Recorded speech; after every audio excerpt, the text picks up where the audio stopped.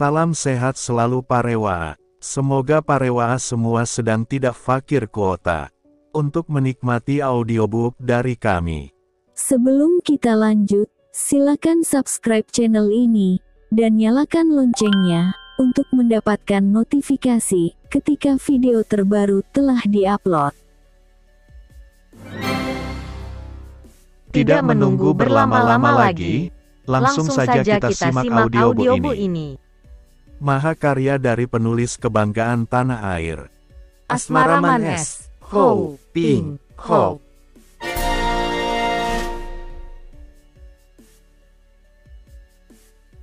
Suling Emas, bagian ke-35. Namun Baisan hanya menggertak. Sebelum pedang tertangkis ia sudah menarik kembali pedangnya, membuat gerakan lengkung dan membabat ke arah kaki sedangkan tubuhnya mendoyong ke depan dengan tangan kiri terbuka. Jarinya mencengkram ke arah dada. Gerakan yang dahsyat, berbahaya, dan juga kurang ajar. Di sini terbukti kehebatan Lucian yang dapat mengubah kedudukan terserang menjadi penyerang. Namun lawannya juga seorang ahli karena cepat-cepat dapat menarik tangan kirinya sedangkan pedang yang membabat angin itu sudah cepat menusuk tepat ke arah hidung Lucian selagi gadis ini turun kembali ke atas lantai. Serangan ini terlalu mudah bagi Lucian dan dielakkannya. Baisan mempergunakan ilmu pedang gaya barat. Kembali pedangnya membabat kedua kaki. Begitu membabat tubuhnya mendoyong ke belakang sehingga tidak memberi kesempatan kepada lawan untuk membarengi dengan serangan balasan. Dan setiap kali Lucian meloncat, pedang Baisan sudah terputar dan menyambut lagi kedua kaki yang turun. Menjemukan, Lucian berseru keras dan tiba-tiba tubuhnya mencelat ke atas. Hampir 2 meter tingginya dan dari atas pedangnya langsung membabat leher lawan yang tubuhnya mendoyong ke belakang. Bagaikan seekor kura-kura menyembunyikan kepala ke dalam leher. Baisan menarik lehernya ke bawah dan dengan hati ngeri ia mendengar mendesingnya pedang tepat di atas tengkuknya. Dan alangkah kagetnya ketika ia melihat Lucian tidak turun ke bawah melainkan tadi meloncat dan kini tepat berada di atas kepalanya. Kedua kakinya berbareng melakukan gerakan menendang ke bawah ke arah ubun-ubun dan lehernya. "Lihai," serunya. Dan kembali ia menggelinding ke atas lantai. Tidak peduli bahwa debu tidak saja mengotori bajunya. Juga mukanya terkena debu sehingga muka yang tampan menjadi coreng-moreng. Akan tetapi ia selamat daripada bahaya maut dan kini mereka sudah saling berhadapan lagi. "Perempuan liar, kau tidak tahu dicinta orang. Baik, aku akan menggunakan kekerasan menangkapmu. Kalau kau masih hidup dalam pertempuran ini, lihat betapa kau akan menjadi permainanku sebelum kau kubunuh." Tutup mulut. Lucian meloncat ke depan dan kini ia menggunakan jurus Patmo Kiam Hoat yang paling lihai. Pedangnya tidak berdesing lagi, melainkan menyambar tanpa suara. Hanya angin gerakan pedangnya terasa panas seperti mengandung api.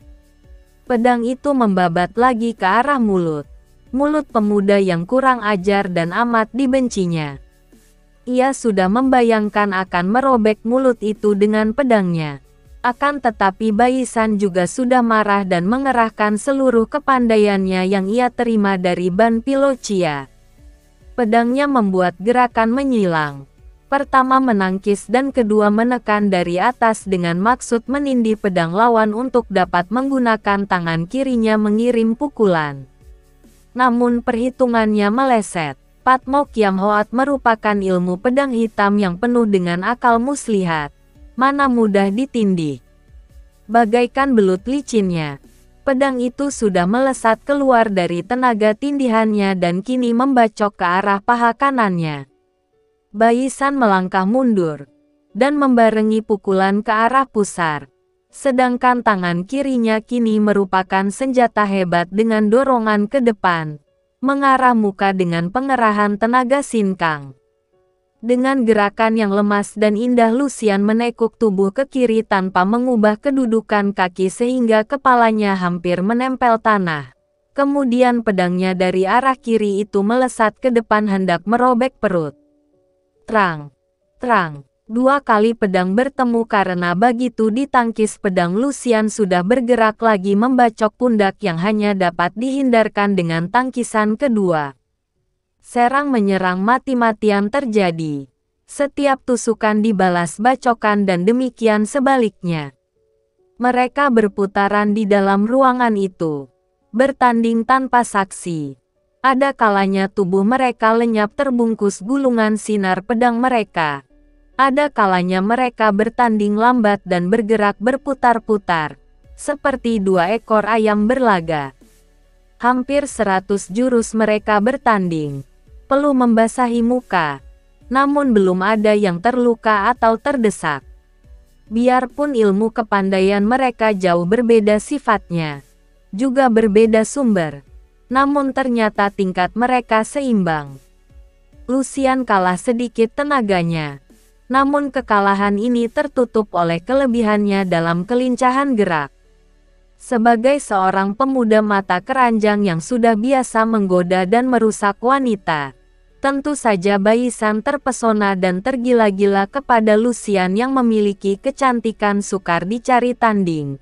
Namun kehebatan ilmu silat gadis ini membuat ia merasa penasaran sekali sehingga serangan-serangannya tidak lagi main-main dan lenyaplah keinginannya menawan hidup-hidup karena lawannya benar-benar berbahaya sekali. Kini ia tidak peduli lagi apakah ia akan dapat menawan hidup-hidup atau harus membunuh. Pokoknya ia harus menang. Karena kalau ia kalah berarti kematian baginya. Mereka bertanding tanpa sebab tertentu. Keduanya sudah melupakan urusan yang membuat mereka datang ke tempat itu. Setelah lewat 100 jurus dan Liu Lucian yang maklum akan kemenangannya dalam ginkang, cepat mempergunakan kemenangan ini, mengerahkan ginkangnya, menggerakkan tubuhnya secepat burung walet menyambar-nyambar. Pedangnya berkelebat bagaikan kilat halilintar. Dengan campuran Toa Hong Kiam Hoat dan Pat Mo Kiam Hoat, ia dapat mendesak lawannya tanpa memberi kesempatan pedangnya beradu. Karena terlalu sering beradu pedang berarti kerugian baginya karena ia kalah tenaga. Baisan mulai terdesak dan di dalam hati ia menyumpah-nyumpah. Namun, tidaklah mudah bagi Lucian untuk mengalahkan lawan ini. Lawan yang baru kali ini ia temui tanpa dapat menjatuhkannya dengan segera. Selain Kuiseng baru kali ini ia bertemu tanding yang begini mudah tapi begini tangguh. Sehingga ia merasa penasaran sekali. Penasaran dan marah sehingga ia tidak akan berhenti sebelum dapat membinasakannya. Dengan gerakan yang luar biasa cepatnya, pedangnya yang telah mengurung lawan, meluncur dari atas menusuk tengkuk Baisan yang baru saja membalikkan tubuh karena melihat gadis itu tahu-tahu sudah bergerak cepat dan berada di belakangnya. Baisan mengerti bahwa tengkuk lehernya berada dalam keadaan gawat. Salah-salah bisa putus. Maka sambil membalik tadi ia cepat membabatkan pedang dengan setengah putaran melindungi tengkuk. Akan tetapi karena ia menangkis dengan badan setengah membalik, maka kali ini tenaganya tidak dapat dipergunakan sepenuhnya dan tidak berhasil menindih tenaga Lucian yang sebaliknya memang memperhitungkan hal ini dan telah mengerahkan tenaga sepenuhnya. Menggetarkan pedang yang tersalur tenaga sinkang sehingga untuk beberapa detik kedua pedang saling menempel dan lekat. Pada detik itu juga Lucian telah menggerakkan tangan kirinya dan dalam pandangan Baisan, tangan kiri gadis itu seakan-akan berubah menjadi seekor ular karena gerakannya lenggak-lenggok macam ular akan tetapi tahu-tahu 2 buah jari tangan itu telah mengancam sepasang biji matanya. Hebat sekali serangan Lucian kali ini. Karena gerakan tubuhnya adalah berdasarkan Toa Hong Kun. Gerakan pedangnya berdasarkan Pat Mo Kiam Hoat. Sedangkan tangan kirinya ini mainkan gerakan Sin Choa Kun ilmu silat ular sakti. sekaligus dapat mainkan jurus-jurus campuran dari 3 macam ilmu silat tinggi. Dapat dibayangkan kehebatannya. Ayah, Bai San berseru keras saking kagetnya. Mengerahkan tenaga untuk menarik pedang dan terus menggunakan tenaga tarikan itu untuk melempar tubuhnya ke belakang. Bergulingan sampai beberapa meter dan baru berhenti setelah tubuhnya membentur dinding. Akan tetapi pada saat ia melompat bangun, tangan kirinya bergerak dan sinar hitam menyambar cepat ke arah Lucian. Kiranya ketika menghindarkan diri daripada serangan maut sambil bergulingan tadi, Bai San sudah mengeluarkan senjata rahasianya dan begitu meloncat bangun telah membalas dengan senjata gelap ini.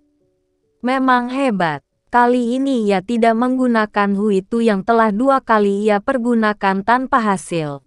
Maka kini ia menggunakan jarum racun hitam Hek Tok Chiam yang pernah ia pergunakan terhadap Kui Seng sehingga pemuda sakti itu terjungkal ke dalam jurang. Sekarang, saking jengkelnya menghadapi gadis jelita yang amat hebat ilmu kepandaiannya ini, Bai San tidak segan-segan mempergunakan jarum racunnya. Melihat sinar hitam dan desir angin, Lucian berseru marah. Dia sendiri adalah seorang ahli senjata rahasia jarum. Tentu saja sekali melihat ia tahu benda apa yang menyambar itu. Tangan kirinya menyambar ikat pinggangnya dari sutera. Dan sekali menggerakkan pergelangan tangan, ikat pinggang itu bergulung menjadi sinar kuning emas dan tergulunglah jarum-jarum hitam lawan menempel pada ujung ikat pinggang. Kemudian sekali ia menggentakkan tangan kirinya, jarum-jarum itu terbang ke arah Bai San. Ini masih belum hebat. Biarpun sudah membikin Bai San berseru kagum dan kaget. Karena gerakan kain dari tangan kiri Lucian menciptakan sinar hitam tertiup angin, menyambar ke arah Bai San. Ternyata gadis ini pun mengeluarkan jarum hitamnya. Selain mengembalikan senjata lawan, juga memberi hidangan yang sama dan yang tidak kalah lezatnya. A3. Perempuan iblis, teriak Bai San yang cepat memutar pedangnya menangkis jarum-jarum itu. Lucian tersenyum puas dan menerjang maju lagi. Kembali terdengar berdesingnya pedang. Disusul berkerontangannya kedua pedang bertemu. Dan menyambarnya angin dari gerakan kedua orang muda yang memiliki kepandaian tinggi ini. Pada saat itu, terdengar suara bentakan laki-laki dari luar. Iblis hitam penjahat cabul, kau menipu kami. Maka muncullah 3 orang laki-laki setengah tua yang berpakaian seperti jembel pengemis. Mereka itu berpakaian pengemis. Pakaian mereka penuh tambalan bermacam-macam warna. Akan tetapi tubuh mereka tampak sehat dan kuat. Sedangkan gerakan mereka ketika muncul di ruangan itu, kelihatan gesit-gesit sekali. Mereka semua membawa sebatang tongkat di tangan. Tongkat yang butut akan tetapi di ujungnya dipasangi besi berwarna merah. Munculnya 3 orang jembel ini menghentikan pertandingan itu. Bai San memandang mereka dengan kening berkerut. Apa maksud kalian memaki? Bentaknya. Masih pura-pura lagi. Kau mengaku seorang pendekar yang hendak membantu pembebasan Kam Goan Sui yang kami muliakan. Akan tetapi apakah yang kau lakukan di dusun Kisan? Kau membasmi keluarga yang dengan baik hati telah menolong dan merawatmu. Keparat. Setelah seorang di antara 3 jembel itu berkata demikian, mereka serentak maju menerjang. Melihat ini, Bai San kaget sekali. Gerakan mereka itu cukup hebat. Sengguh pun tentu ia tidak gentar menghadapi keroyokan 3 orang pengemis ini. Namun kalau mereka bertiga membantu Lucian menghadapinya, tentu ia akan celaka. Kepandaiannya melawan Lucian berimbang. Ada sedikit saja bantuan yang menambah tenaga Lucian. Berarti ia menghadapi maut. Bai San cerdik orangnya. Melihat gelagat tidak menguntungkan dirinya, ia tertawa dan tiba-tiba tubuhnya meloncat keluar dari jendela. Tiga orang pengemis itu mengejar cepat. Hendak lari kemana kau Jai Huacet, penjahat pemetik bunga. Akan tetapi Lucian tidak mengejar. Gadis ini hanya mengangkat pundaknya saja. Ia tidak mempunyai urusan dengan Baisan. Dan pertandingan tadi sudah cukup untuk melampiaskan kemendongkolan hatinya terhadap kekurang ajaran Baisan. Tentang Baisan memperkosa atau membunuh orang, itu bukan urusannya dan ia tidak akan mencampuri. Apalagi kalau mendengar kata-kata pengemis tadi bahwa Baisan bermaksud membantu pembebasan Kam Siek. Bukankah itu berarti bahwa Baisan adalah seorang sahabat Kam Siek? Tiga orang pengemis tadi baru mengejar sampai di depan kelenteng.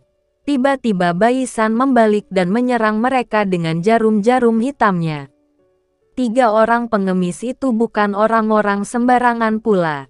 Cepat mereka mengelak sehingga jarum-jarum itu lewat di dekat tubuh mereka, menancap dan lenyap ke dalam tembok.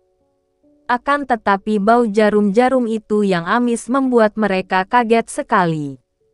Jarum-jarum beracun, teriak mereka dan sejenak mereka ragu-ragu untuk melanjutkan pengejaran. Baisan sudah pergi jauh dan melihat jarum beracun ini. Tiga orang pengemis itu tidak berani mengejar lagi. Dan teringat akan gadis perkasa yang tadi sanggup menahan pedang orang hitam yang kosen itu. Mereka segera memasuki kelenteng.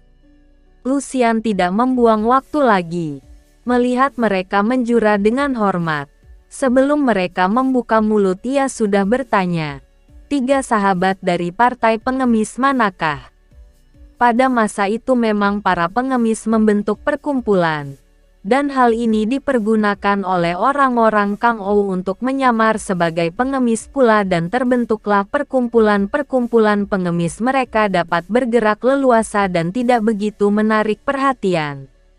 Tahu bahwa gadis itu bukan orang sembarangan. Pengemis tertua menjura dan memperkenalkan diri. Kami adalah pimpinan dari Wei Ho Kai Pang.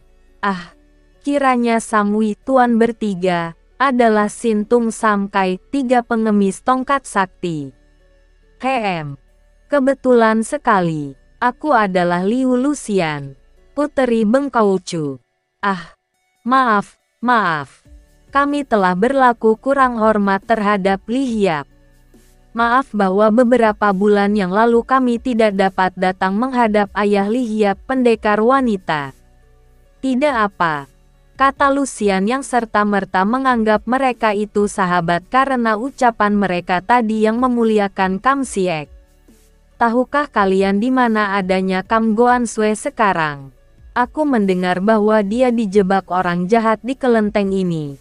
Dan tadi kalian bicara tentang Kam Goan Sue kepada orang hitam itu. Apa artinya semua ini? Harap Samwi suka menceritakan dengan jelas. Diam-diam tiga orang itu saling pandang. Mereka sama sekali tidak tahu apa hubungannya Puteri Bengkau dengan jenderal muda yang mereka kagumi itu. Akan tetapi mengingat akan kebesaran nama Pat Jiu Sin Ong Liu Gan ketua Bangkau, dan menduga bahwa gadis ini tentu bermaksud baik, mereka lalu bercerita. Memang sesungguhnya Kam Siek dengan hanya sedikit pengawal telah keluar dari benteng menuju ke ibu kota Shanxi untuk memenuhi panggilan Gubernur Li Koyung yang disampaikan oleh Pang Siangkun si komandan muka hitam yang diam-diam mengatur pengkhianatan untuk menjatuhkan Kam Siek. Setelah tiba di kota Poki, rombongan Kam Siek dicegat oleh gerombolan yang memang sudah disiapkan terlebih dulu.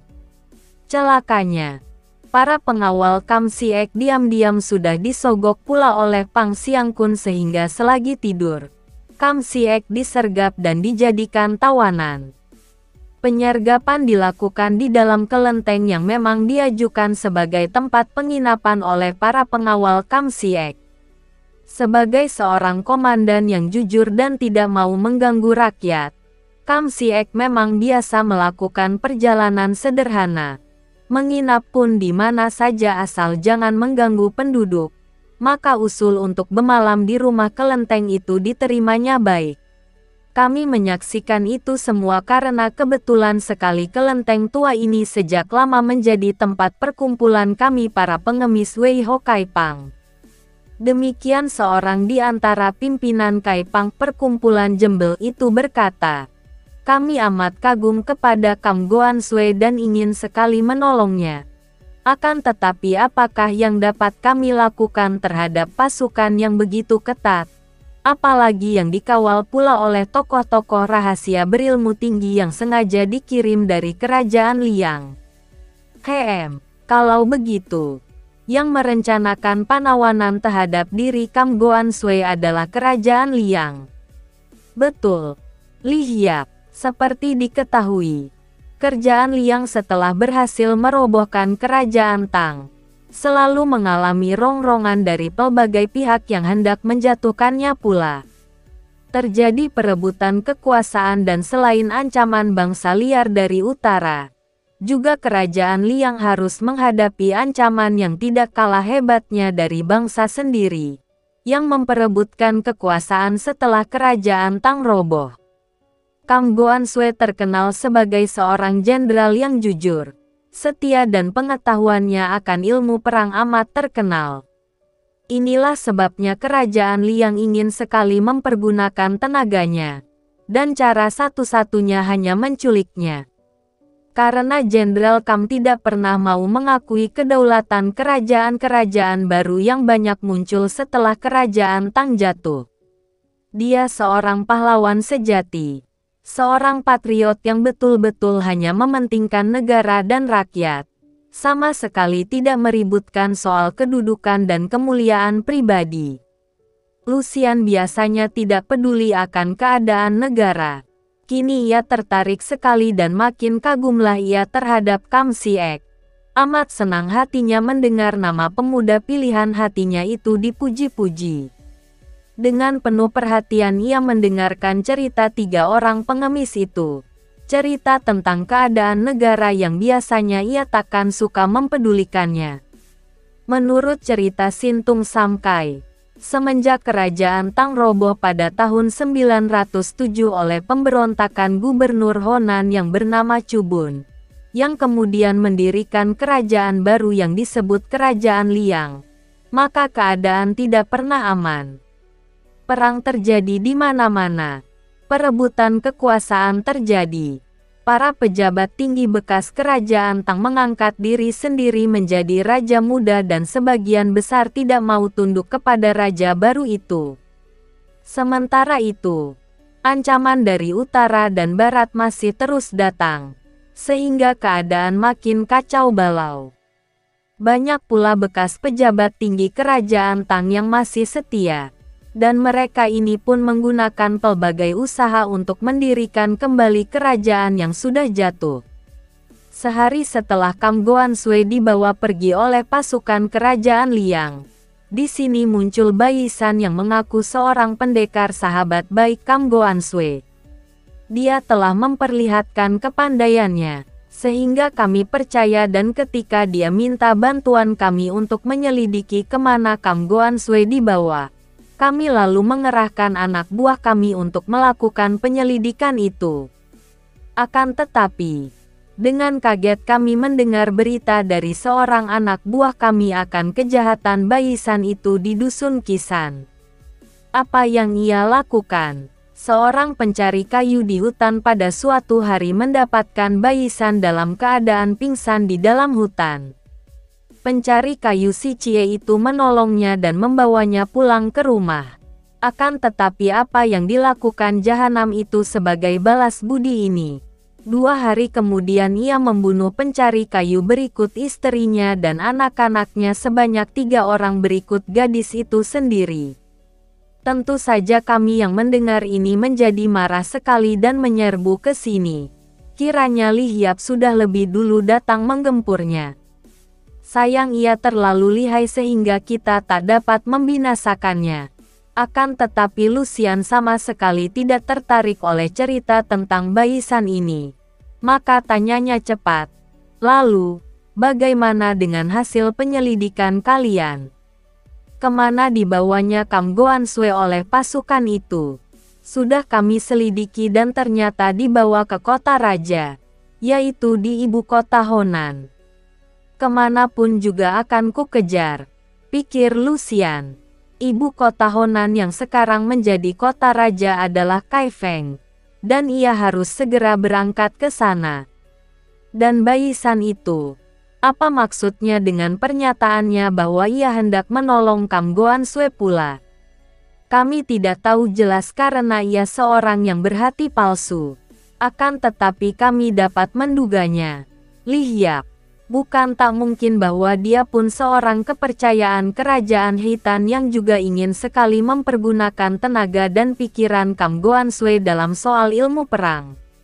Bangsa Hitan sendiri sudah berkali-kali mengalami kekalahan apabila berhadapan dengan pasukan yang dipimpin Kam Goansue. Baik. Terima kasih, Sintung Samkai. Sekarang perkenankan aku pergi. Aku hendak menyelidiki ke Kaifeng. Berhati-hatilah, Li Hiap.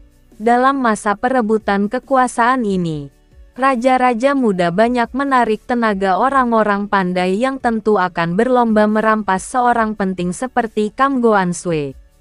Dengan tergesa-gesa karena masih saja hatinya mengkhawatirkan nasib jenderal muda si Kam itu, Liu Lucian segera meninggalkan kota Poki, kembali ke dusun keluar kota untuk mengambil kudanya.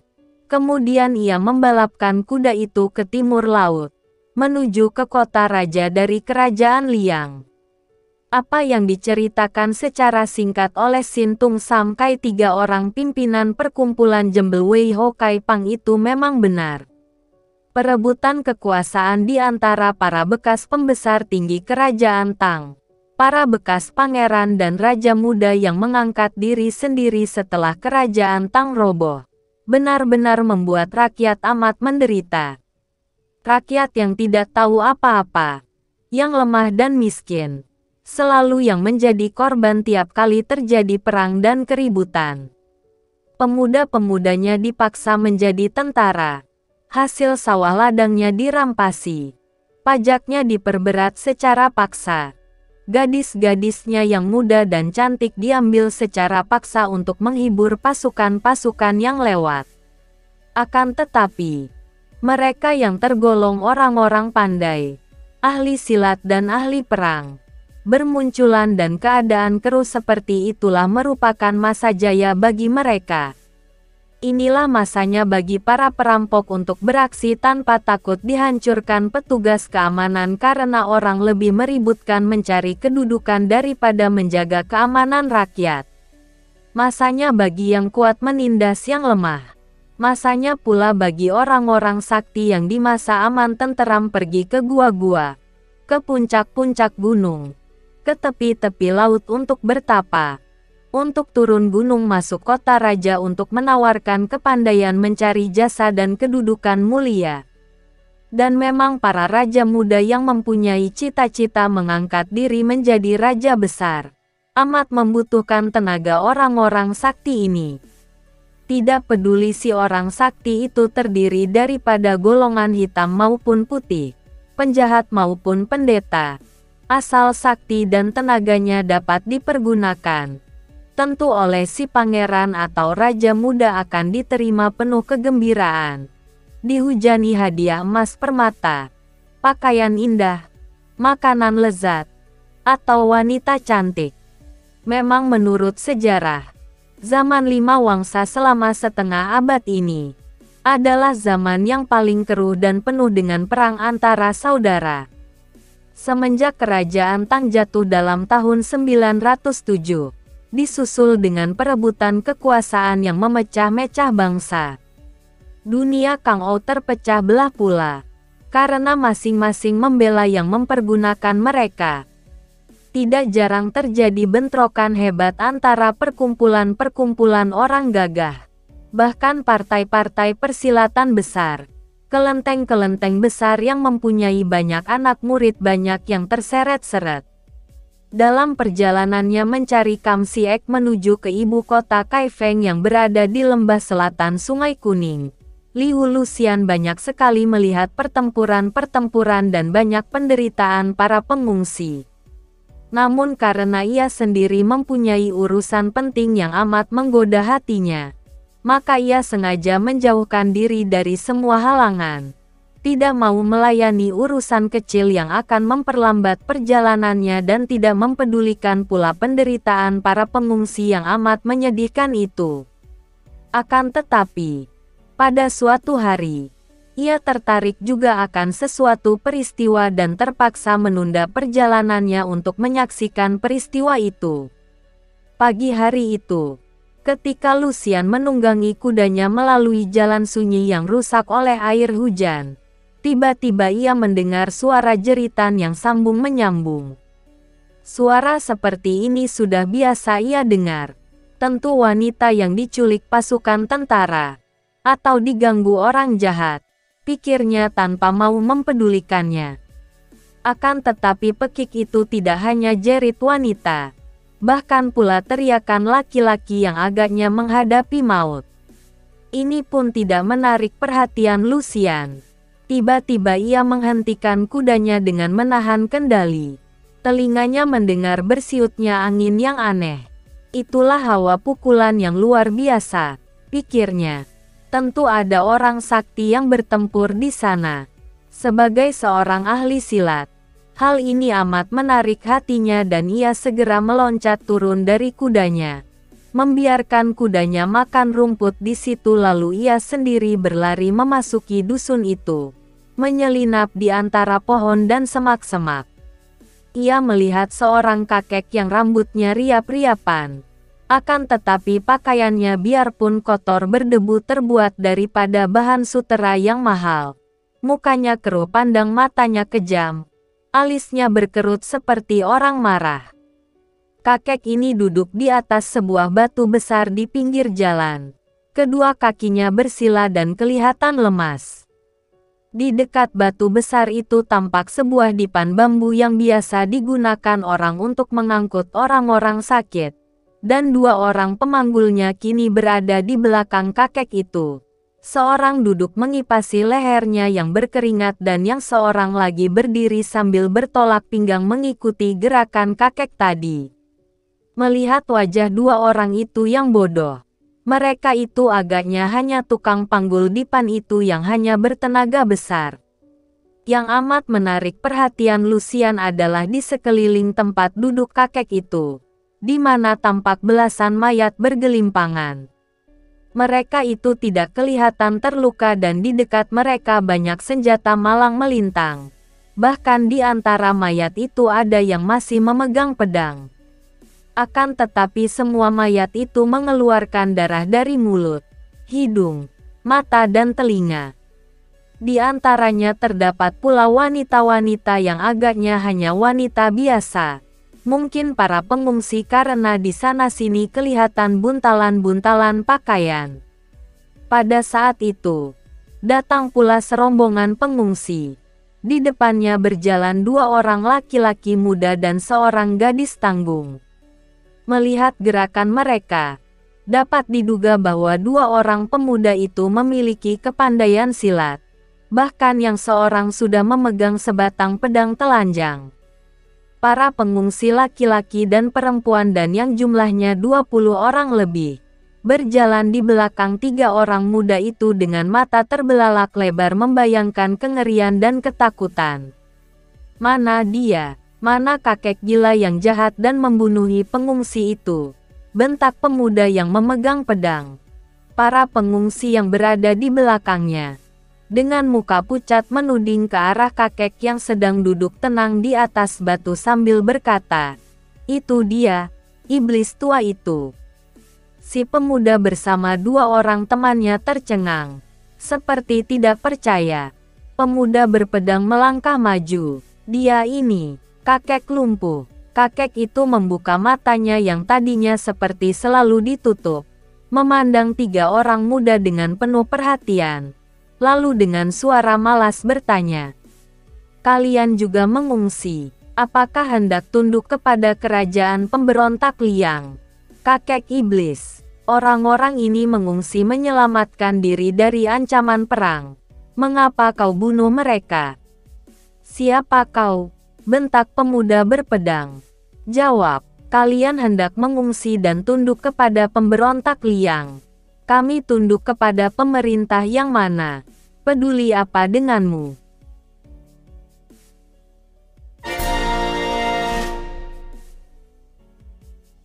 Suling emas. Bersambung ke bagian 36.